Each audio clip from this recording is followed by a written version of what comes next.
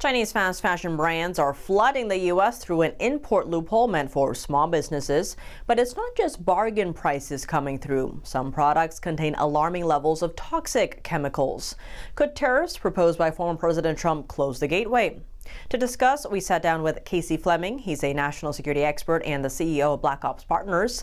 Casey also worked in the Office of Presidential Advance under 3 U.S. presidencies.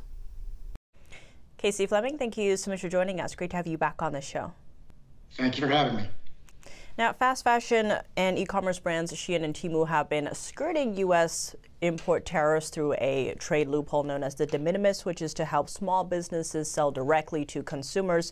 But reports note it's not just the cheap goods that are flowing in, but also toxic chemicals like lead. One study saying some products from these sites had hundreds of times above the legal amount of toxic chemicals. How did these chemicals even get on these products? A lot of times it's through the processing of those products, but also CCP, to our understanding, actually adds harmful chemicals to the products they send to Americans. So that's really what's happening. Years ago, these products were like, for example, lumber. You would get flooring in your house. They'd have extreme levels of formaldehyde in them, and they would emit formaldehyde up through the floors for your family, your babies, your all the occupants. About 10 or 12 years ago, they had makeup at Claire's, and it was laced with asbestos. So moms were going out and buying these little makeup kits for, 9-year-old, 10-year-old, 11-year-old girls, buying a whole stack of them for $9.99, and they're laced with formaldehyde.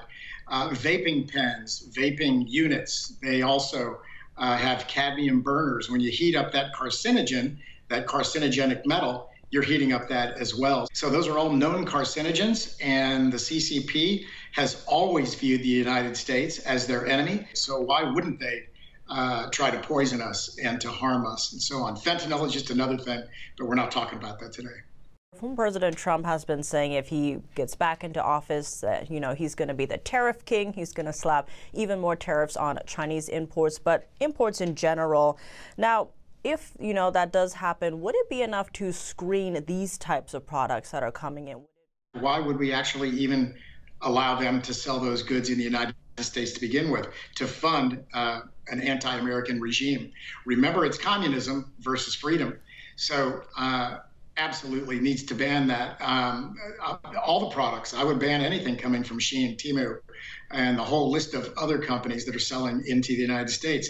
And I would tell them, one reason I would do it is because as long as they're still manufacturing and selling fentanyl and distributing it throughout the United States through the Mexican cartels, as long as that's happening, you're not selling anything in the United States.